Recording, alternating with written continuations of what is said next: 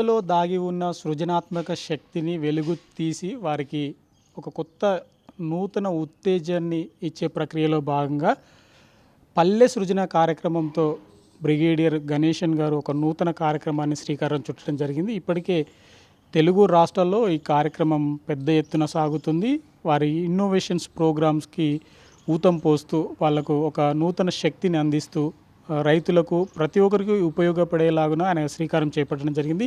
దీనికి సంబంధించి కూడా పల్లె సృజన ఫౌండర్ గణేశం గారు ఉన్నారు, వారితో మాట్లాడదాం. సార్, ముందుగా శుభాకాంక్షలు సార్. మీరు ఇంత మంచి ఇన్నోవేషన్ తీసుకొని సమాజానికి సేవ చేస్తున్నారు. మీరు అంటే ప్రధానంగా దేశానికి సేవ చేసి మళ్ళీ ఇక్కడ సమాజానికి సేవ చేయడం జరిగింది.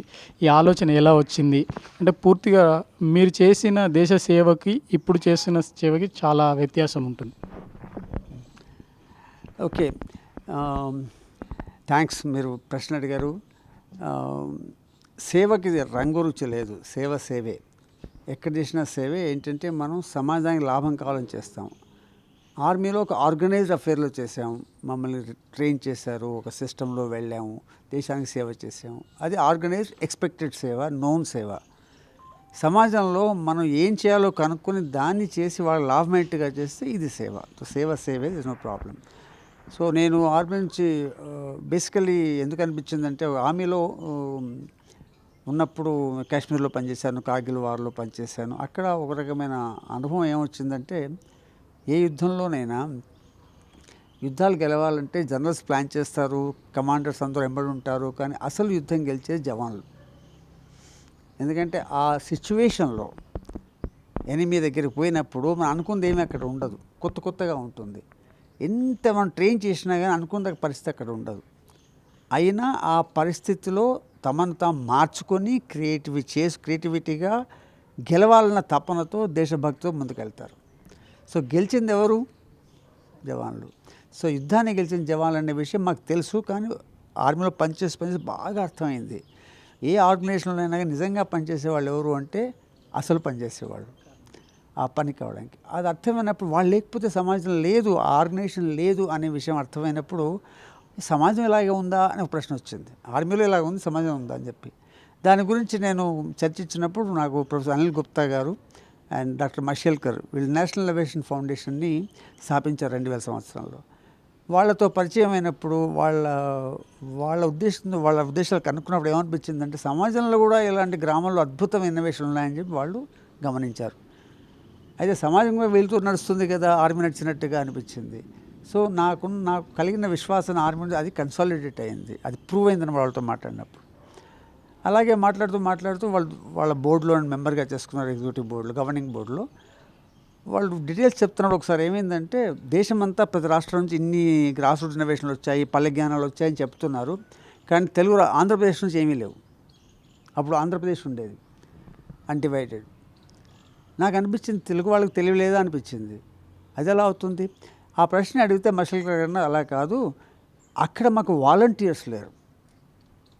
ఆంధ్రప్రదేశ్లో వాలంటీర్స్ ఊరికి వెళ్ళి వెతికి వాళ్ళ జ్ఞానాన్ని డాక్యుమెంట్ చేసి ఫార్మల్ సిస్టమ్కి చెప్పేవాళ్ళు ఎవరు లేరు, కాబట్టి తెలుగు వాళ్ళ డేటాబేస్ మా దగ్గర లేదు అన్నారు. అప్పుడు నిర్ణయం చేసుకున్నాను నేను, రిటైర్ అయిన తర్వాత ఆంధ్రప్రదేశ్కి వెళ్దాం, మన రాష్ట్రానికి వెళ్ళి ఈ పని చేద్దాం నిర్ణయం చేసుకున్నాను. ఈ ఇన్ఫర్మేషన్ నాకు జూలై 22, 2005లో తెలిసింది. 31 అక్టోబర్ 2005కు రిటైర్ అయ్యాను. 20 నవంబర్ 2005కు పల్లె సృజన స్టార్ట్ చేశాం. సో ఎందుకు వచ్చామన్న ప్రశ్నకి జవాబు ఇది. తర్వాత ఎలా చేయాలి? కొత్త పని, నాకు ఇక్కడ ఎవరు తెలియదు. సో మెల్లిమెల్లిగా ఒక విశ్వాసం ఏంటంటే, ప్రజల్లో జ్ఞానం ఉంది, తెలియాలంటే ప్రజల దగ్గరికి వెళ్ళాలి. జ్ఞానానికి కాళ్ళు లేవు, మనకు కాళ్ళు ఉన్నాయి, మనం అక్కడికి వెళ్ళాలి అని ఊళ్ళకి వెళ్ళడం మొదలుపెట్టాం. వెళ్ళి వాళ్ళకి మేము చెప్పేవాళ్ళం కాదు, వాళ్ళకి నేర్చుకోవాలి. ఎందుకు చెప్పలేము అంటే, నాకు వ్యవసాయం గురించి ఏం తెలుసు, నీళ్ళ గురించి ఏం తెలుసు, గాలి గురించి ఏం తెలుసు, పంటల గురించి ఏం తెలుసు, పశువుల గురించి తెలియదు. ఎలా చెప్తాను వాళ్ళకి? గవర్నమెంట్ సిస్టమ్స్ చెప్దామంటే నాకు సిస్టమ్స్ నమ్మకం లేదు, చాలా వరకు వాళ్ళకి నష్టపడుతున్నాయని లాభేయట్లేదు. సో అందుకే చెప్పేది నాకు ఏమీ లేదు. కాబట్టి నిర్ణయం చేసుకున్నాను, 60 ఏళ్ళ వయసు అప్పుడు నేను జీరో చేసుకొని నేను లర్నింగ్ మొదలు పెడదాం, కొత్తగా అన్లర్న్ చేసుకుని మొదలు పెడదాం. ఆ లర్నింగ్ ఎక్కడ అంటే ఊళ్ళలో. ఆ ఏరియా నాకు ఎంతో అనుభవం లేదు, ఆర్మీలో పెరిగాం కాబట్టి.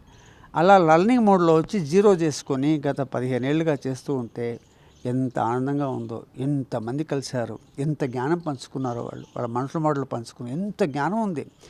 నేను ఒక మాట ఖచ్చితంగా చెప్తాను అందరికీ, ఫస్ట్ 60 ఏళ్లలో ఉన్న జ్ఞానం కంటే 15 ఏళ్ల జ్ఞానం మహా గొప్పది. అంత జ్ఞానం వచ్చింది ఇక్కడ. ఆనందంగా ఉంటుంది కదా. సో అది కంటిన్యూ చేసుకుంటూ వెళ్తున్నాం. ఎప్పుడు కొత్త కొత్త ఇన్నోవేషన్స్ మీరు చూస్తూ వస్తున్నారు. ఆర్మీలో ఉన్నప్పుడు ఒక స్థాయి నుండి ఒక స్థాయి ఎదగడం మాత్రమే చూశారు. కానీ ఇక్కడికి వచ్చిన తర్వాత చదువు లేనివారు, చదువు ఉన్నవారు, అసలు లోక జ్ఞానం తెలియని వాళ్ళు కూడా ఒక సృజనాత్మక శక్తితో వారు పనిచేయడం జరుగుతుంది. అలాంటి సిచ్యువేషన్స్ మీరు ఫేస్ చేసినప్పుడు ఎలా అనిపించింది? మనం పదాలు ఎలా వాడతాం అంటే సుపీరియారిటీ కాంప్లెక్స్తో వాడతాం. చదువు లేనివారు, అందులో నెగిటివ్ ఏమిటి? లోకజ్ఞానం లేనివారు, నెగిటివ్ ఏమిటి? అంటే లంచగొండి చేస్తేనే వాడు మంచి పనా, ప్యారవీ చేస్తేనే మంచివాడా?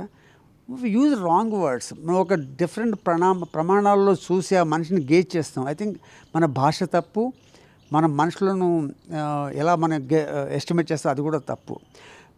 మనిషిగా చూడాలి. ప్రతి మనిషికి జ్ఞానం ఉంటుంది.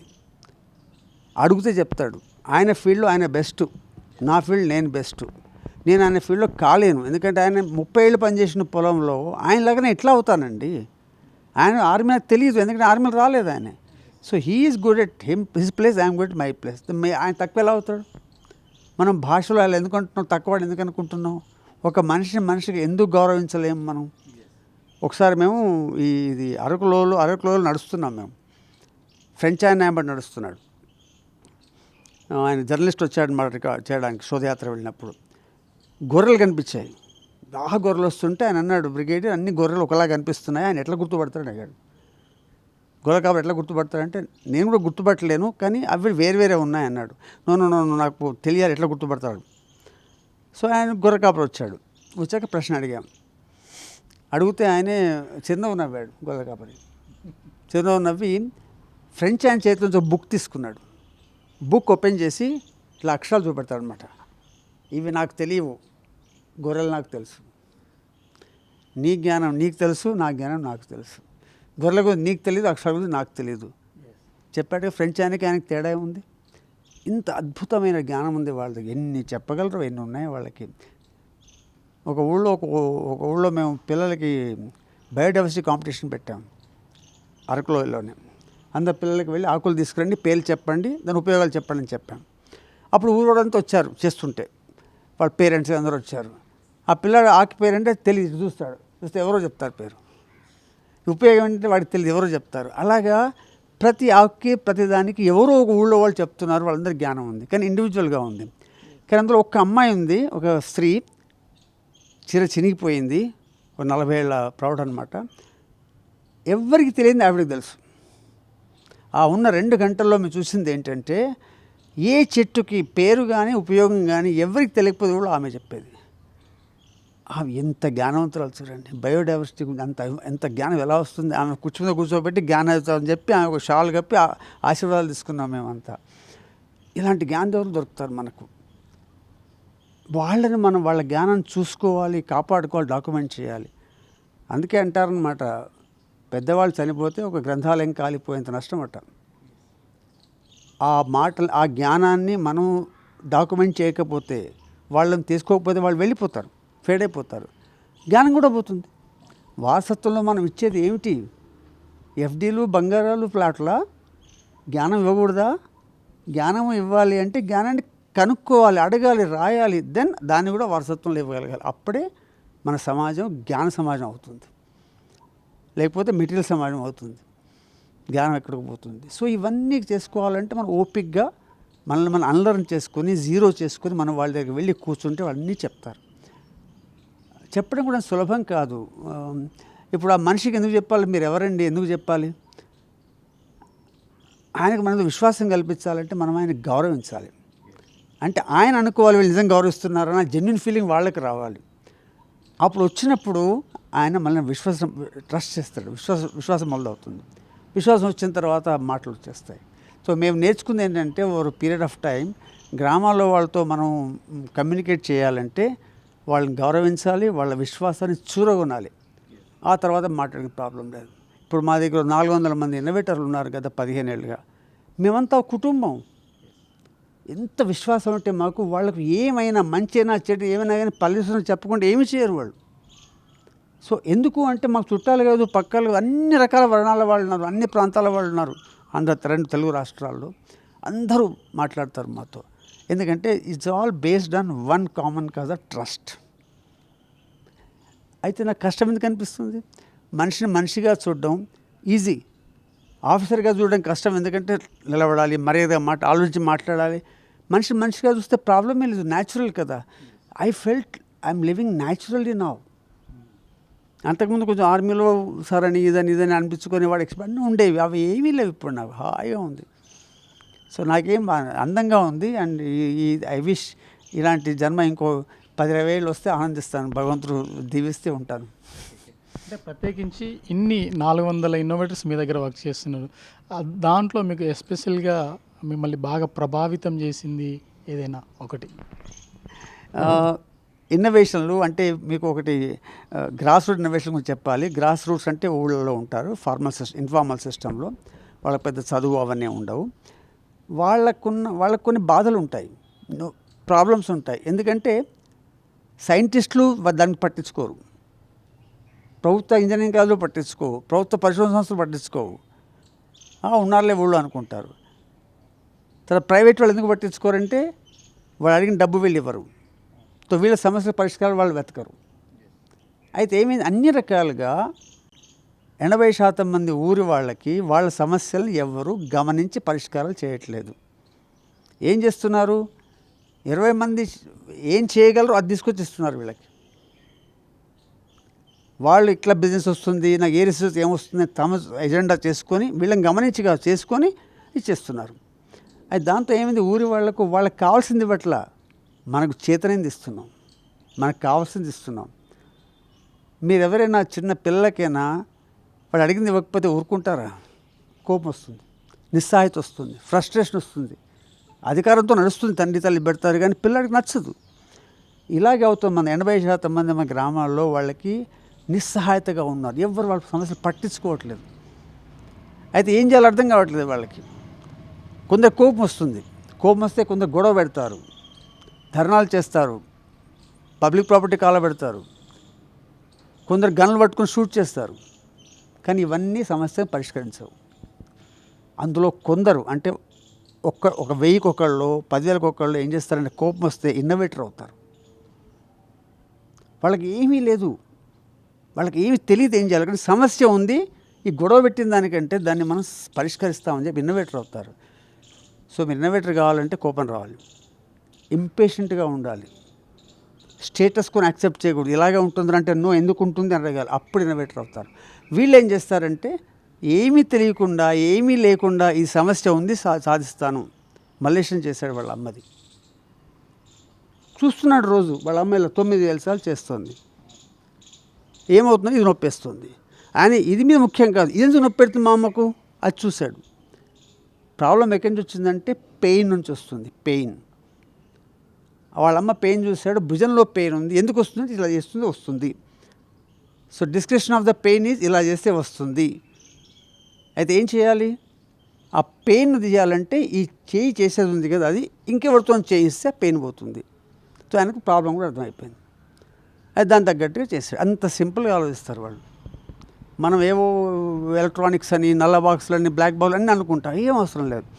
అక్కడ ఏం చేశాడంటే ఆయన నాకేదో వస్తుంది, అవార్డు వస్తుందని చేయలేదు, మార్కెట్ చేస్తారని చేయలేదు, వాళ్ళ అమ్మ నొప్పిని తగ్గించాలని చేసి అందుకే రోజు చూస్తున్నాడు. కాబట్టి ఆ సెన్సిటివిటీ అక్కడ ఉంది. పాండురంగారావు, మనం మోటార్ సైకిల్ ఇచ్చాం ఊళ్ళల్లో పంక్చర్ అవుతాయి, ఎందుకంటే పొలాలు నడిపిస్తారు, రోడ్డు మీద ఎప్పుడు నడిపిస్తారు కదా. అలా అయినప్పుడు రోజు తోసుకుంటూ పోవాలంటే, వాళ్ళు నెలకు ఒకసారి తోసుకుంటూ పోవాలంటే ఖర్చు అవుతుంది, కష్టం అవుతుంది. సొల్యూషన్ ఏమిటి, మోటార్ సైకిల్ ఇచ్చాం కానీ టెక్నాలజీ వల్ల వచ్చిన సమస్యలకు పరిష్కారం లేదు. ఈయన బాధపడి ఏం చేశాడు, ఎందుకు బాధపడుతున్నాం అని చెప్పి ఆయన ఒక 3 ఏళ్ళు కష్టపడి ఒక లిక్విడ్ కనుక్కున్నాడు. పాండురంగారావు, నారాయణఖేడ్, మెదక్ జిల్లా. అది ఆ ట్యూబ్లో నాజులు తీసి పోస్తాడు, 250 cc పోస్తాడు, పోసి నాజులు పెట్టేసి టైర్లో పెట్టి గాలి నింపుతాడు. 3 ఏళ్ళ దాకా పంక్చర్ కాదు. ఒక్క ట్యూబ్ 250 రూపాయలు, 250, 250, 500 రూపీస్ పెడితే 3 ఏళ్ళ దాకా పంక్చర్ కాదు. ఇది రియల్ పెయిన్ కిల్లర్. వీళ్ళు పెయిన్ తగ్గిస్తారు. మనందరం బతికేది హ్యాపీనెస్కి. హ్యాపీనెస్ రావాలంటే పెయిన్ తగ్గాలి. పెయిన్ అంటే ఏమిటి? టైం వేస్ట్ కావచ్చు, ఎఫర్ట్ ఎక్కువ కావచ్చు, ప్రొడక్టివిటీ తక్కువ కావచ్చు. ఇవన్నిటి తగ్గించి చేస్తే ఆనందం వస్తుంది, హ్యాపీనెస్ వస్తుంది. పాండురంగారావు ఏం చేశాడు? తోసుకుపోయే ప్రాబ్లం లేకుండా 3 ఏళ్ళ దాకా బేఫికర్, పంక్చర్ కాదు నాది 3 ఏళ్ళ దాకా అన్నంత హాయిగా ఉంటాడు. చూడండి, ఎన్ని మందులు ఇచ్చినా ఏమి ఇచ్చినా ఫండ్ సబ్సిడీ ఇచ్చినా కాదు. మల్లేశం వాళ్ళ అమ్మకి అలా చేయడం వల్ల ఆడవాళ్ళందరూ ఫ్రీ అయిపోయారు. So they relieve the pain, they address the pain. Pain చూసి, పెయిన్ అబ్జర్వ్ చేసి, ఆ పెయిన్ ఎలా తీస్తే వీళ్ళకి ఆనందం వస్తుంది పెయిన్ అని ప్రయత్నిస్తారు గ్రాస్ రూట్ ఇన్నోవేటర్లు. వీళ్ళకి మనుషులు ముఖ్యం, మనుషుల మీద ప్రేమ ముఖ్యం, డబ్బు కాదు, టెక్నాలజీ కాదు. ఇండస్ట్రీ ఏం చేస్తుంది? నాకు టెక్నాలజీ ఉంది కాబట్టి మార్కెట్లో పెడతాను. ఇప్పుడు అలా కాదు, సమస్య ఉంది కాబట్టి నేను సొల్యూషన్ వెతుకుతాను. మన సమస్య అర్థం చేసుకొని దాని తర్వాత టెక్నాలజీ వెతుకుతారు. ఏ టెక్నాలజీ?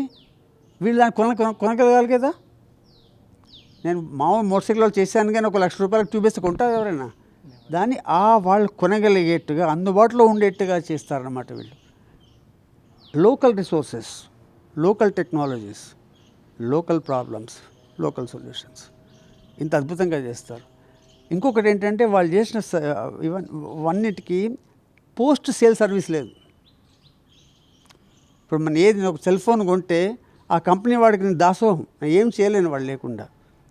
ఏ టెక్నాలజీ కొన్నా కానీ బిజినెస్లో చాలామంది ఏం చేస్తారంటే పోస్ట్ సేల్ ఎక్కువ పెట్టుకొని అమ్ముకుంటారు. దాంతో వాళ్ళు ప్రాఫిట్ చూస్తున్నారు కానీ ఎంత కష్టపడుతున్నారో చూడట్లేదు. గ్రాస్ రూట్ ఇన్నోవేషన్ వీళ్ళు ఎవ్వరూ పోస్ట్ సేల్స్ చూడరు. ఒకసారి చేసిస్తే వాళ్ళే చేసుకుంటారు. అంటే ఒక ఎక్విప్మెంట్ వెంబడి స్వాతంత్రం ఇస్తున్నారు వాళ్ళు. మనం స్వాతంత్రం కోల్పోతున్నాం. నేను ఇంజనీర్ని, మిసైల్ చేశాను, ఎన్నో చేశాను ప్రపంచంలో, అద్భుతమైన టెక్నాలజీ వాడాను. కానీ ఇంత మంచి భావాల మీద డిజైన్ చేయాలని సంగతి నాకు ఎక్కడా ప్రపంచంలో ఎవరు చెప్పలేదు. ఏ డిజైన్కు తెలియదు వాడు గ్రాస్ రూట్ ఇన్నోవేషన్ ఎంత అద్భుతంగా ఏ ఫ్యాక్టర్స్ మీద డిజైన్ చేస్తారన్న విషయం. అవన్నీ చూసి ఎంత ఆనందంగా ఉంటుందంటే ఎవరు కనిపించిన అవే చెప్తుంటాయి. ఇంజనీరింగ్ కాలేజ్లో వెళ్ళి మాట్లాడతాను, అవన్నీ మాట్లాడిన నేర్చుకోండి వీళ్ళ దగ్గర. మన దేశం బాగుపడాలంటే మంచి విషయాలు నేర్చుకోవాలి. So life is very good. అన్ని ఇన్నోవేషన్లు బాగున్నాయండి. ఎందుకు చేస్తున్న ఇన్నోవేషన్? పెయిన్ ఉంది కాబట్టి చేస్తున్నారు. So every pain reliefs, everything is good. Shanmukha Rao ఏం చేశాడు? పొలాల్లో అందరూ ఓపెన్గా పనిచేస్తున్నారు. ఎండలు బాగా వస్తాయి, ఫామ్ లేబర్ ఎండలో పనిచేస్తారు. 20-30 కోట్ల మంది పనిచేస్తున్నారు. వాళ్ళందరూ బాగా అలసిపోతారు. ఇంటికి వెళ్ళి సాయంత్రం భోజనం చేద్దామంటే శాంతి ఉండదు, విసుగ్గా ఉంటారు. 30 కోట్ల కుటుంబాల్లో విసుగ్గా ఉంటే దేశం బాగుపడిపోయిందా? డెవలప్ అయిందా? డెవలప్మెంట్ అంటే ఏమిటి? హ్యాపీనెస్ ఉండాలా వద్దా? మరి దానికి ఏం చేసాం మనం? ఏమి చేయాలి? కూర్చున్నాం. 30-40 కోట్లు కానీ నో ప్రాబ్లం, సెన్సిటివిటీ లేదు మనకి. కానీ షణ్ముఖరావు మహబూబాద్ జిల్లాలో ఉంటాడు. ఆయన ఏం చేశాడు? వాళ్ళకు చిన్న షేడ్ తయారు చేశాడు. 10 నిమిషాలు నిలబెట్టచ్చు.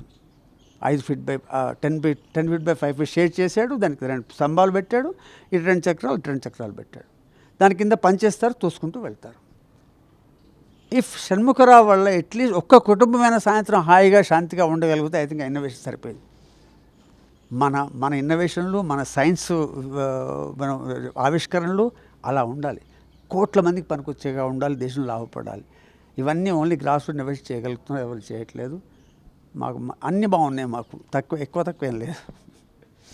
ప్రధానంగా సార్ ఇప్పుడు కొత్త ఇన్నోవేషన్స్ వచ్చినప్పుడు పెద్ద పారిశ్రామికవేత్తలు కావచ్చు, వాళ్ళ బిజినెస్ కోసం మాత్రమే ఆలోచిస్తారు. కానీ గ్రామ స్థాయిలో మీరు అన్నట్టుగా వారు వాళ్ళ స్వార్థం కోసం కాదు, సమాజంలో అందరికీ ఉపయోగపడాలి అన్న ఆలోచన కొద్దీ వాళ్ళు చేస్తున్నారు తప్ప ఎక్కడ లాభాపేక్ష లేకుండా వాళ్ళు వర్క్ చేయడం జరుగుతుంది. వాళ్ళకి అంటే వీళ్ళకున్న ఇంకిత జ్ఞానం పెద్దవాళ్ళకి లేదని అనుకోవచ్చా? అంత పెద్ద పదాలు వాడకూడదు. మనం ఎవరి స్థాయి వాళ్ళదే. వాళ్ళ ప్రపంచం అంతా డబ్బులు చేసుకోవడం, బిజినెస్ అంటే డబ్బులు చేసుకోవడం. దాన్ని మనం యాక్సెప్ట్ చేసాం. ఎందుకు చేసాం? మన ఇష్టం. వీళ్ళలా కాదు కదా. మరి వాళ్ళని ఎందుకు పోల్చాలి మనం? వీళ్ళ ఇన్నోవేషన్లు గుడిసెలో పుడతాయి, ఓ పొలంలో పుడతాయి, చెట్టు కింద పుడతాయి. వాళ్ళ ఇన్నోవేషన్లు ఏసీ రూముల్లో పెద్ద ఫ్యాక్టరీలో పుడతాయి. కంపారిజన్ ఎక్కడుంది? దానికి ఇన్ని ఖర్చు లేదు, దానికి బోల్డ్ ఖర్చు ఉంది. మరి ఖర్చు ఉన్నప్పుడు ఖర్చు తీసుకోవాలా వద్దా? ఆయన దాన్ని యాక్సెప్ట్ చేస్తాం కాబట్టి అది అలాగే ఉండని. దీన్ని కూడా యాక్సెప్ట్ చేయండి, ఎందుకంటే ఇందులో గొప్పతనం ఉంది. దీన్ని యాక్సెప్ట్ చేయండి, కానీ దీన్ని పోల్చకండి. పోల్స్తే మీకు వచ్చేది ఏం లేదు. దీన్ని వాళ్ళలాగా మనం మార్కెట్లో పెట్టలేము. వాళ్ళు దీన్ని మార్కెట్ చేయలేరు. వాళ్ళ మార్కెట్ పద్ధతులే వేరు, వాళ్ళ ఫైనాన్స్ ప్రైసింగ్ పద్ధతులే వేరు. Profit oriented. ఇక్కడ మనం హ్యూమన్ ఓరియంటెడ్. మనిషికి లాభం వస్తుందా లేదా చూస్తున్నాం. ఇప్పుడు మలేషియా మెషిన్ చేశాడంటే మొత్తం వీవర్స్కి అందరికీ చేరుతుందా లేదా? చేరకపోతే చేసిన లాభం చేరేటట్టే చేయాలి, మరి అలా చేసుకుంటారు వాళ్ళు. So that is the way it is. So compare చేయకూడదు. మనం కంపేర్ చేసి తప్పకుండా ఎక్కడో మనం తప్పులు చేస్తాం. వాళ్ళు తిట్టకూడదు. వీళ్ళని గౌరవించడం నేర్చుకోండి. నేర్చుకుని వాళ్ళ వల్ల అంటే ఊళ్ళల్లో ఉన్న స్థానిక జ్ఞానాన్ని మనం గుర్తించి గౌరవించి దాన్ని మనం హారిజాంటల్గా సమానాంతరంగా ఊరు నుంచి ఊరికి, పల్లె నుంచి రైతు నుంచి రైతుకి సమానాంతరంగా జ్ఞాన వ్యాప్తి చేసి ఈ ఊళ్ళో ఉన్న ఆనందాన్ని ఆ ఊళ్ళో చేసి అది ఉండని, దాన్ని యాక్సెప్ట్ చేయండి. వాళ్ళకి లేనిది ఇవ్వండి. స్థానిక జ్ఞానాన్ని రిక్వెస్ట్ దాన్ని రెస్పెక్ట్ చేయండి. కానీ వాళ్ళ దగ్గర ఏమీ లేదు, నేనంతా ఇస్తాను అనుకోవడం మూర్ఖత్వం. అందువల్ల దేశంలో నష్టపడుతుంది, వాళ్ళు నష్టపడుతున్నారు. ఒరిజినాలిటీ లేకుండా పోతున్నారు. ఇప్పుడు గ్రామీణ స్థాయిలో కూడా ఇలాంటి వర్క్ చేసే వాళ్ళకి, కొత్త ఇన్నోవేటర్స్ కూడా మీరు చాలా ప్రోత్సాహం ఇస్తున్నారు. వాళ్ళ జ్ఞానాన్ని కావచ్చు, వాళ్ళ పరిశోధన కావచ్చు, పబ్లిసిటీ చేసి ప్రజలకు చూపిస్తున్నారు. ఒకరిని ఒకరికి పంచుతున్న పరిస్థితి కనిపిస్తుంది. అదే ప్రభుత్వం నుండి ఎలాంటి సహాయం లభిస్తుంది వాళ్ళకి? మేము 2005లో స్టార్ట్ చేసినప్పుడు ఎవరికి గ్రాస్ రూట్ ఇన్నోవేషన్ తెలియదు. ఇన్నోవేషన్ అనే పదాన్ని తెలుగు భాషలో స్టార్ట్ చేసింది పల్లె సృజన. మేము అనుకున్న ఏం రాద్దామని చెప్పి, ఆవిష్కర్త అంటే బాగాలేదని చెప్పి ఇన్నోవేషనే పెట్టాం. అయితే మెల్లిమెల్లిగా మేము ఏమనుకున్నాం అంటే కొత్త విషయం కాబట్టి ఇది ఊళ్ళలో ఏమీ లేదని చెప్పి రూరల్ డెవలప్మెంట్ ప్లాన్లు పెట్టి బడ్జెట్లు పెట్టి వస్తున్నారు కాబట్టి వీళ్ళు సడన్గా వీళ్ళ మనసులో మార్చాలంటే కుదరదు, సులభం కాదు, ఇట్ టేక్స్ టైం. సో మేము బాగా ఓపికగా మన పని మనం చేసుకుంటూ పోదాం. మనం ప్రూవ్ చేద్దాం గ్రామాల్లో జ్ఞానం ఉంది అని ప్రూవ్ చేస్తే ఎవరో ఒకరు ముందరికి వస్తారు, ఒప్పుకుంటారు.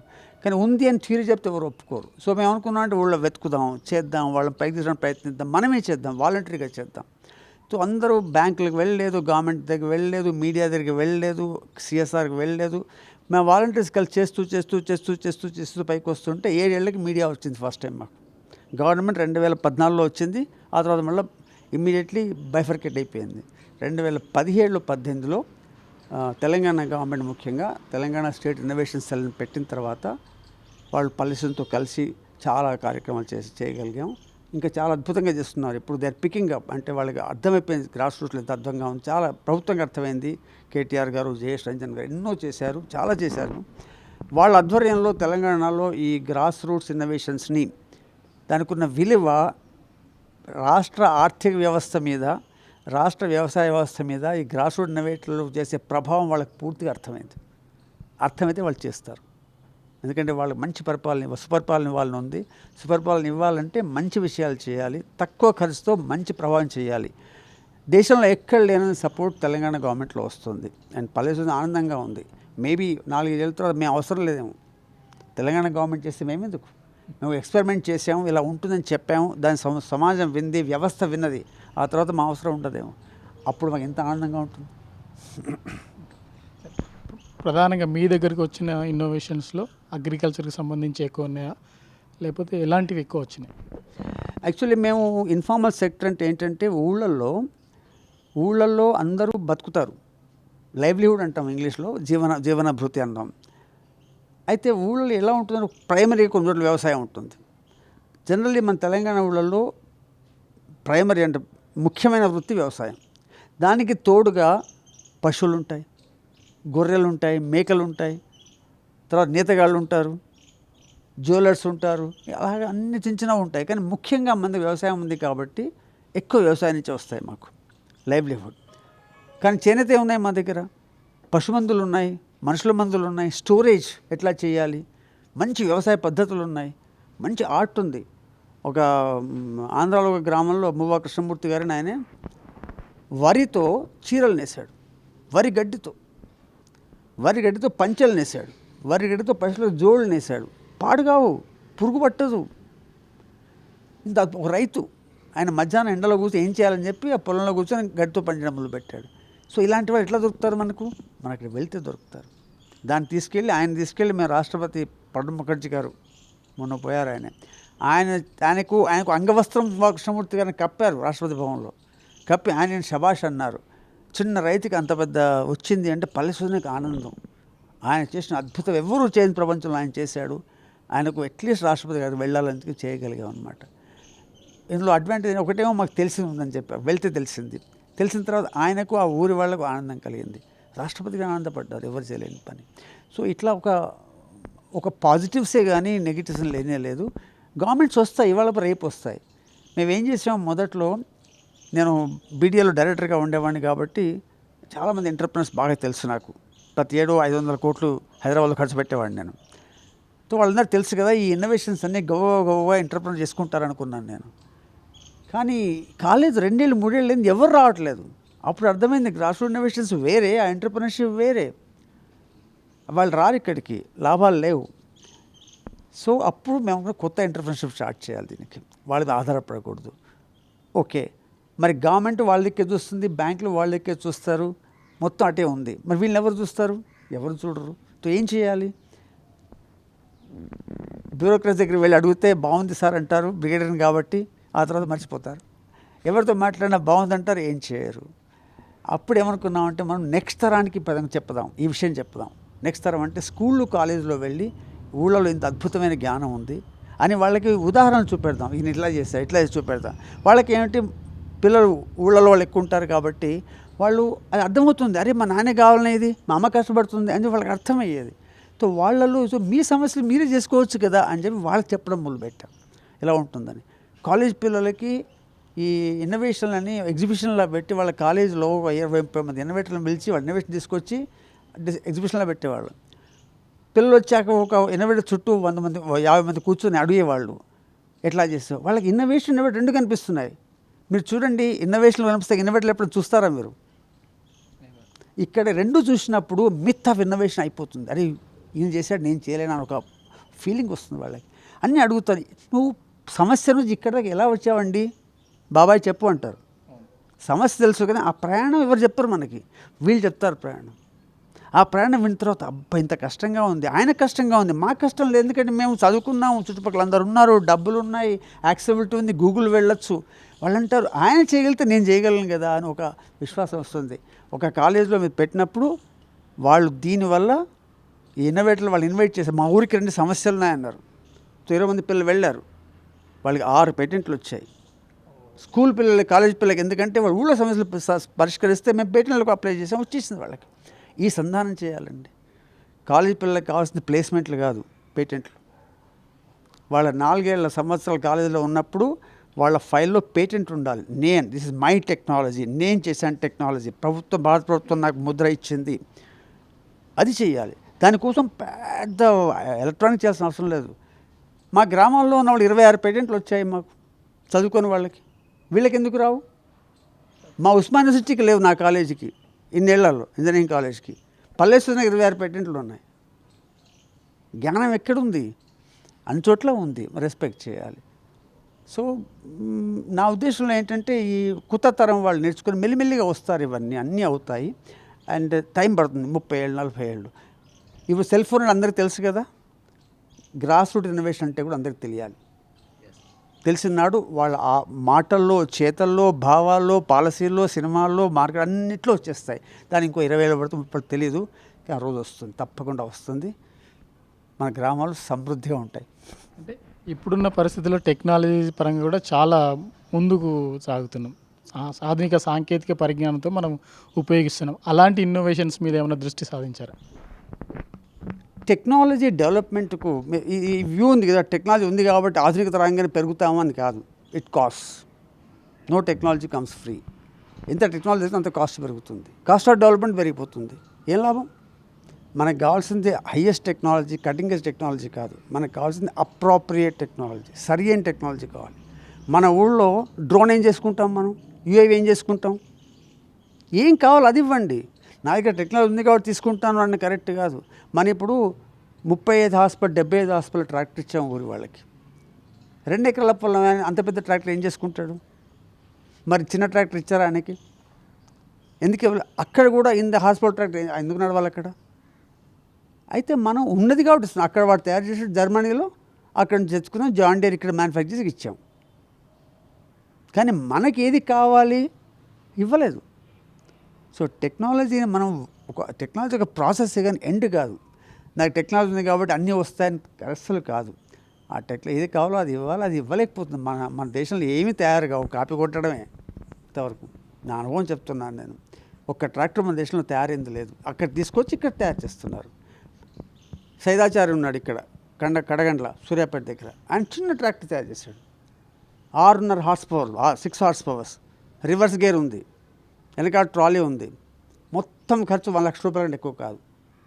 10 ఎకరాల దాకా సరిపోతుంది. 10 ఎకరాల ఆవాసంగా వాళ్ళు ఏం చేశారంటే ఆయన అనే భార్య జ్యోతి వాళ్ళు 5 ఎకరాల పొలం తీసుకొని ఛాలెంజ్ చేసుకున్నారు.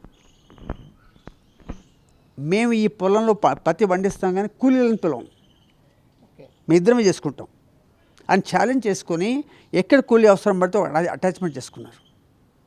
అట్లా 13 అటాచ్మెంట్ చేసుకొని దాని ట్రాక్టర్ వెనకాల పెట్టుకొని వాళ్ళు మొత్తం పంట భారీ అవతలో పండించుకున్నారు. అట్లా 2 కాలాలు పండించుకొని ఆ ట్రాక్టర్ని ఫైనలైజ్ చేశారు. ఇప్పుడు ఆయన 100 కంటే ఎక్కువ అమ్మాడు. అది 10 ఎకరాల దాకా ఆ చిన్న ట్రాక్టర్, 1 లక్ష రూపాయల ట్రాక్టర్ పనిచేస్తుందండి. అక్కడ 75 హార్స్పవర్ ట్రాక్టర్ ఎందుకు మీకు? సో దేశంలో వనరుల్ని మనం వాడాలి అంటే ఎంత అవసరం అంతే వాడాలి, కానీ ఉంది కదా అని వాడడంలో గొప్పతనం. దానికి సబ్సిడీ ఇస్తున్నాం. సబ్సిడీ అంటే ఏంటి? మన డబ్బులేగా, ట్యాక్స్ డబ్బులు. ఈ చిన్న ట్రాక్టర్ కొంటే మనకు 2 లక్షల సబ్సిడీ అవసరం లేదు కదా. ఆ డబ్బులు ఎక్కడ పెట్టవచ్చు కదా అవసరం ఉంది దగ్గర. సో టెక్నాలజీ ఏం వాడతామని ఎవరు డిసైడ్ చేయాలి? సైంటిస్టులు ఇండస్ట్రీలతో కలిపి కూర్చుంటారు. వాళ్ళకిద్దరికి సంబంధాలు ఉంటాయి కాబట్టి అదే రికమెండ్ చేస్తాడు. పెస్టిసైడ్ వాళ్ళు అదే చేస్తారు. రైతుకు చాయిస్ ఏముంది? తీసుకోవాలి లేకపోతే చావాలి. తీసుకుంటే చస్తాడు, ఎందుకంటే కాస్ట్ ఎక్కువ. తీసుకోకపోతే చస్తాడు. ఇటు నుయ్యి అటు గొయ్యి, అలా పరిస్థితి తయారు చేస్తున్నాం మనం. మన సాంప్రదాయంలో బలవంతులు బలహీనలను తోడ్పడాలి, తోడివ్వాలి, వాళ్ళు పైకి తీసుకురావాలి. కానీ ఇప్పటి సమాజం ఎలా ఉందంటే బలవంతులు, ధనవంతులు, పదవి ఉన్న వాళ్ళు బలహీనలను పీల్చుకు తింటున్నారు. ఈ సమాజంలో భాగంగా ఉండడానికి నాకు మనసు ఒప్పటం లేదు. ఇది జరుగుతోంది. అనడానికి భయపడుతున్నారు అందరూ. నేను పిల్లలు చెప్తాను, ఇవాళ సమాజం స్కూల్ పిల్లలు చెప్తాను కావాలని లేదు అంటారు వాళ్ళు. కానీ వాళ్ళు ఏం చేస్తారు? కానీ అట్లీస్ట్ చెప్పడం కరెక్ట్ కదా. సో ఇలా ఉంది. మన టెక్నాలజీ ముఖ్యం కాదు. I'm not very enamoured by modern technology ముఖ్యం కాదు. వాళ్ళకి కావాల్సి ఉందా లేదా? స్వయం సమృద్ధి. మా ఊరు భూంపల్లి అండి, సిద్దిపేట జిల్లాలో. 20 ఏళ్ళు పెరిగాను. మా ఊళ్ళో నా చిన్నప్పుడు 3 వస్తువులు బయట నుంచి వచ్చాయి. అన్ని ఊళ్ళో ఉండేవి. ఇప్పుడు ఇంపోర్ట్ ఎక్స్పోర్ట్ చూసుకుంటే ఇంపోర్ట్ ఎక్కువ, ఎక్స్పోర్ట్ తక్కువ. 3 ఏమొచ్చాయంటే ఉప్పు, అగ్గిపెట్టె, కిరోసిన్ ఆయిల్. మిగతా ఊళ్ళో ఉండేవి. వాళ్ళు బట్టలు కూడా ఊళ్ళో వాళ్ళు నేసేవాళ్ళు. పత్తి ఉండేది, కుమ్మదాని ఉండేది. ఆ ఆత్మనిర్భరత ఎందుకు పోగొట్టుకున్నాం మనం? అప్పుడు టెక్నాలజీ లేకుండా ఇంత ఆత్మనిర్భరత ఉంది. టెక్నాలజీతో ఆత్మనిర్భరత లేదు. అంటే డిపెండెన్సీ. నీళ్ళు బయట నుంచి వస్తాయి, కూరలు బయట నుంచి వస్తాయి. Everything comes from outside. పల్లెని భగవంతుడు సృష్టించాడు, పట్టణాన్ని మనుషులు సృష్టించాడు. రెండింటికి ఏమైనా పోలికుందా? పల్లెల్లో ప్రకృతి నిండి ఉంది. ఆ ప్రకృతిని వాడుకుంటూ మనిషి బతుకుతాడు. పట్టణాల్లో ప్రకృతిని తీసేసి బతుకుతాం మనం. చెరువులు మూసేస్తాం, చెట్లు కొట్టేస్తాం, బతుకుతాం. ఇది మానవుడు చేసింది. అది రెండింటికి పోలికెందుకు? పల్లెని పట్టణం చేయడం, పట్టణాన్ని పల్లెని చేయడం మూర్ఖత్వం కాదు. అది మధ్య త్రిశంకు స్వర్గంలో ఉండిపోతాం. రెండింటిని గౌరవించండి. పల్లెని పల్లెగా ఉంచండి, పట్టణాన్ని పట్టణంగా ఉంచండి. రెండూ కావాలి మన దేశానికి. గాంధీ గారు అదే చెప్పారు. పల్లెని పల్లెలుగా ఉంచండి, పట్టణాలు రానివ్వండి. కానీ రెండింటిని మిక్స్ ఏం చేస్తున్నాం మనం? మిక్స్ చేసి ఏమైంది? మనకు ఏమీ క్లారిటీ లేదు. సో ఇలా కాకుండా కొంచెం ఆలోచించి ఇది మన దేశం, మన వాళ్ళు, మన నెక్స్ట్ తరాలకు కూడా ఉండాలి అని ఆలోచన చేస్తే బాగుంటుందేమో. టెక్నాలజీ పెద్ద ఎనామర్డ్ అయ్యి అంటే టెంప్ట్ అయ్యి బాగుంది ఎగిరితే కష్టం కాదు. సమయోచిత ప్రజ్ఞతో ఆలోచన చేస్తేనే టెక్నాలజీ వాడతాం, లేకపోతే వేస్ట్ అవుతుంది. చివరిగా ఒక ప్రశ్న సార్. ప్రస్తుతం మనం రైతుల గురించి ఆలోచిస్తే చాలా బాధాకరంగా ఉన్నారు. వాళ్ళ గురించి ఎలాంటి ఇన్నోవేషన్స్ వస్తే బాగుంటుంది? ఇన్నోవేషన్స్ కాదు, రైతులకు ఏం కావాలి? రైతులు మేము చాలా స్టడీ చేసామండి. పల్లె సీజన్లో ఒక పెద్ద ప్లాన్ కూడా తయారు చేసాం. మాకు ఒక సంస్థ వాళ్ళు 10 ఊళ్ళు ఇస్తామన్నారు. ఆ ఊళ్ళో 3 ఏళ్లలో మేము కంప్లీట్గా ఆత్మనిర్భర్ చేస్తామని చెప్పాము. మేము ప్లాన్ ఒప్పుకున్నారు వాళ్ళు కూడా. ఇదంతా ప్రజలతో మాట్లాడడం వచ్చింది. యాక్చువల్లీ ఊళ్ళో ఏం కావాలి, గ్రామం అంటే ఏమిటి అని అర్థం చేసుకోవాలి. అసలు గాంధీ గారు అందరూ రాశారు, you can just follow it. కొత్తగా ఏమీ లేదు. ఊరొక కుటుంబం, ఇండివిజువల్గా ఆలోచించకూడదు. ఆ ఊళ్ళో ఉన్న వనరులన్నీ ఆ కుటుంబానికి అందరికీ సరిపడేగా చూసుకోవాలి. అయితే కామన్ ఎయిమ్స్ పెట్టుకోవాలి, కానీ ఇండివిజువల్ ఎయిమ్స్ పెట్టుకుంటే ఊరు మళ్ళీ పట్టణంలో తయారవుతుంది. ఇంతకుముందు అలా ఉండేది కాదు. అప్పుడు ఆత్మనిర్భరత ఉండేది, ఇప్పుడు పోయింది. అయితే మనం మొట్టమొదటి ఆ ఊరందరూ ఒక్కదిగా చేర్చాలి. ఆ లేనంత వరకు డివైడ్ అండ్ రూల్లో ఈ బిజినెస్ వాళ్ళు, ఇండస్ట్రీ వాళ్ళు, పొలిటీషియన్లు డివైడ్ చేసి చేసి చేసి రూల్ చేసి ఊరిని సింగిల్గా చేసేస్తున్నారు. మరి ఎలా అభివృద్ధి చెందుతారు? అనుకున్నాం కదా కలిసి ఉంటేనే శక్తి వస్తుందని, అదని విరగొట్టేస్తున్నారు వీళ్ళు మరి నిజంగా వాళ్ళ అభివృద్ధి కాంక్షిస్తున్నారా లేదా వాళ్ళ నాశనం కాంక్షిస్తున్నారా తెలియదు నాకు. ఒకళ్ళు ఏమో దాన్ని ముక్కలుగా చేస్తున్నాం, ఇంకోళ్ళు ఏమంటున్నాం ఇలా డెవలప్మెంట్ చేద్దామని అంటున్నాం. ఎలా వాతావరణం అక్కడ సిచ్యువేషన్ క్రియేట్ కాకపోతే, అక్కడ పరిస్థితులు సరిగ్గా లేకపోతే ఎలా అవుతుందండి? సో ఫస్ట్లీ మనం ఊరిని ఏం కావాలి వాళ్లకు అని అక్కడ మొదలు పెట్టి చేసుకుంటే అవుతుంది. అది కష్టం కాదు, కానీ ఆ పద్ధతిలో ప్రభుత్వం వెళ్ళదు. మేము వెళ్తుందాం 20 ఏళ్ళ తర్వాత, ఇప్పుడు వెళ్ళటం లేదు. రాజకీయ నాయకులకు కష్టం అవుతుంది, అప్పటిదాకా వీళ్ళు కష్టపడతారు. ఇప్పుడు నీకు మాకు డబ్బు ప్రైమరీ ఇన్కమ్ అంటే ప్రతి నెల మన డబ్బు వస్తుంది మానిటరీ సిస్టంలో ఉన్న వాళ్ళందరికీ. గ్రామస్తులు వాళ్ళకు కష్టపడితే వాళ్ళకు వచ్చేది డబ్బు కాదు, ధాన్యం, పండ్లు, కూరగాయలు, పత్తి. అది అమ్ముతే వాళ్ళకి డబ్బులు వస్తాయి. సెకండరీ అవుట్కమ్ ఈస్ డబ్బు. ఆ అమ్మడం అనేది వాళ్ళ చేతిలో లేదు, ఫ్రీ మార్కెట్. ఎంత వస్తుందో తెలియదు. మరి మనం రైతులని మనల్ని ఎలా కంపేర్ చేసుకుంటాం? మనం కంపేర్ చేస్తున్నామా లేదా? అన్యాయం కదా, లెవెల్ ఫీల్డే లేదు. ఇప్పుడు మీ అందరికీ జీతాల ప్లేస్లో, డబ్బుల ప్లేస్లో 10 బస్తాల బియ్యం, 2 బస్తాల కందులు, 1 బస్తా టొమాటోలు ఇచ్చి మీరు అమ్ముకొని మీరు బతకండి అంటే ఏమవుతుంది పరిస్థితి? ఎగ్జాక్ట్లీ రైతులకు అవుతుంది. ఈ విషయం అర్థం చేసుకోవాలి కదా. లెవెల్ ఫీల్డ్ లేనప్పుడు వాళ్ళని మనలాగా ఏం చూసుకుంటాం? మీరు కూడా ఇప్పుడు ఏమంటాం, మనం ఫార్మర్ని అగ్రి బిజినెస్ని మిక్స్ చేస్తున్నాం. వ్యవసాయం వేరే, వ్యవసాయ బిజినెస్ వేరే. వ్యవసాయం అందరికి కాదు, ఇప్పుడు ఆయన చేస్తున్నానికి వస్తుంది, రానులకు రాదు. వ్యవసాయం is a professional job, a specialised job. రైతులు మాత్రమే చేయగలరు. ఒడ్డు మీద ఉన్న వాళ్ళు రైతులు కాదు, దిగిన వాళ్ళు రైతులు. Business is totally different. అక్కడ నేచర్తో మాట్లాడుతున్నాం. నేచర్ ఏంటి మన చేతిలో లేదు, భూమి మన చేతిలో లేదు, సూర్యుడు చేతిలో లేడు, గాలి చేతిలో లేడు, ఏమీ లేదు. సో అన్సర్టెనిటీలో పనిచేస్తూ ఇది పుట్టిస్తున్నాం. ఆయన మళ్ళా మార్కెట్కి వెళ్ళి ఫైనాన్స్ చేసి ఆయన ఎలా చేస్తాడు? ఇక్కడ మనందరూ చేయాలి. మనందరికీ బిజినెస్ తెలుసు, మానిటరీ సిస్టమ్ తెలుసు, యాక్సెసిబిలిటీ ఉంది, కమ్యూనికేషన్ తెలుసు, ప్రొఫెషనలిజం తెలుసు. అది చేయాలి. ఫార్మర్స్ పొలం దగ్గర ఆగిపోవాలి. మా చిన్నప్పుడు ఊళ్ళల్లో రైతులు పొలం దగ్గర కొనుక్కుపోయేవాళ్ళు. చించెట్టు ఉంటే చించెట్టు పూత మీద అర్రాస్ వేసేవాళ్ళు. ఎంతరా అని చెప్తే తీసుకుపోయేవాళ్ళు. మామిడి తోటలో అర్రాస్ వేసేవాళ్ళు. రైతు పొలం నుంచి బయటకు వెళ్ళేవాడు కాదు. అంటే ఎంత వస్తుంది అనేది వీళ్ళ మీద ఆధారపడి ఉంటుంది. ఈ మిడిల్ మెన్ దాన్ని మార్చండి. మీరంతా కొత్త యువకులు ఎంబీఏ చేసిన వాళ్ళు ఊరికి వెళ్ళండి. ఎంబీఏ అంటే బిజినెసే కదా. మరి అందులో ఊళ్ళో 10 కోట్ల ఆదాయం ఉంటుంది, 1 కోటి తీసుకోండి మీరు. అంతకంటే మంచి అవకాశం ఎక్కడ వస్తుంది? చేసి మీరు రైతులకు ఫెయిర్ షేర్ ఇవ్వండి. Fair share. మిడిల్ మెన్ అంటే ఫెయిర్ షేర్ ఇవ్వట్లేదు. సో సిస్టమ్ని మార్చండి, కానీ రైతును మార్కెట్లో రమ్మని ఎలా అంటారు?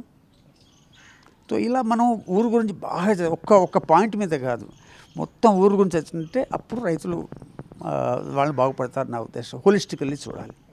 మీరు ఒక యువతకి మీరు ఏం చెప్పదలుచుకున్నారు? ఇప్పుడున్న పరిస్థితుల్లో యువత ఈ ఇన్నోవేషన్స్ వైపు రావాలి అని చెప్పేసి అంటే చాలా కష్టం ఇలాంటి ప్రశ్నలు జవాబు చెప్పడం. యువత అంటే అన్ని రకాల యువతలు ఉన్నారు. డబ్బులు ఎంబడిపోయే వాళ్ళ యువతలకి నేను ఏం చెప్తాను? వద్దు అంటే ఊరుకుంటారా? ఊళ్ళో ఉన్నవాళ్ళు, వాళ్ళకి అవకాశాలు లేవు. ఎన్నో కులం కానీ, మతం కానీ, లేకపోతే వాళ్ళు చదువు తక్కువ అని, డబ్బు కానీ, నేను అవకాశాలు లేవు. వాళ్ళకి ఏం చెప్తాను నేను? అవకాశాలు చూసుకోండి అంటాను. ఎట్లా చూసుకోవాలి సార్ అంటారు. సో ఇలాంటి ప్రశ్నలకి, జనరల్ ప్రశ్నలకి జవాబు లేవు. ఎందుకంటే ఏదో చెప్పగలం కానీ I'm not convinced about it. ఒక్కటి ఏం చెప్తానంటే, ప్రతి యువకుడు, ప్రతి యువతి, అమ్మాయిలు, అబ్బాయిలు వాళ్ళు క్లియర్గా ఉండాలి. నేను ఏం చేస్తున్నాను, నేను ఏం చేయగలను.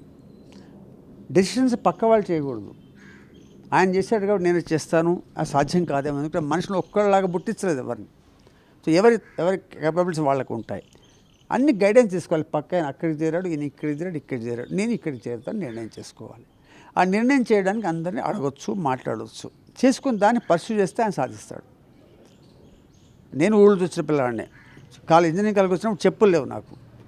కానీ మెల్లిమెల్లిగా అందరూ చుట్టుపక్కల వాళ్ళు సహాయం చేశారు కాబట్టి మంచి గురువులు దొరికారు, వాళ్ళు మంచి మాకు ఇచ్చారు, నేర్చుకున్నాం. మా జనరేషన్ అంతా అలాగే వచ్చింది, యాక్సెబిలిటీ లేదు. కానీ ఏ విధంగానూ పైకి వచ్చేసాం. ఒకటే ఏం చేసామంటే మనం ఏం సాధించగలం అదే సాధిద్దాం, అనవసరంగా అందరినీ రక్షపులు పోవద్దు అనే ఉద్దేశంతో వెళ్ళాలి. నేను వాళ్ళని అంబిషియస్ కావద్దంటలేదు, అంబిషియస్ కండి, కానీ మీ కెపాసిటీ మీకే తెలుసు, మీరు ఏం చేయగలరు మీకే తెలుసు. మిమ్మల్ని మీరు మోసగించుకోకుండా నిర్ణయాలు చేసేప్పుడు అప్పుడు మీకు ఒక క్లారిటీ ఉంటుంది, అద్భుతంగా చేస్తారు నా ఉద్దేశం. All the best to them. Thank you sir, thank you so much.